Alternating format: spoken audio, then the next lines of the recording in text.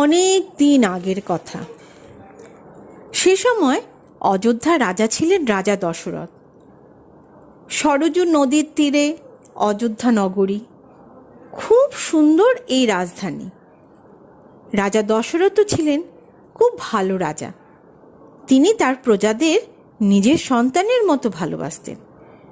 রাজার ছিল 3 রানী, বড় রানী কৌশল্যা, মেজ রানী কৈকেয়ী এবং ছোট রানী সুমিত্রা।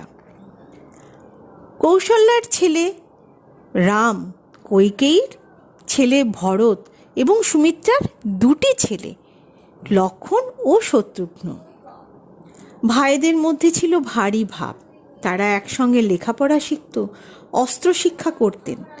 মহামুনি বশিষ্ঠ তাদের শিক্ষাগুরু ছিলেন। তিনি রাম, লক্ষ্মণ, ভরত এবং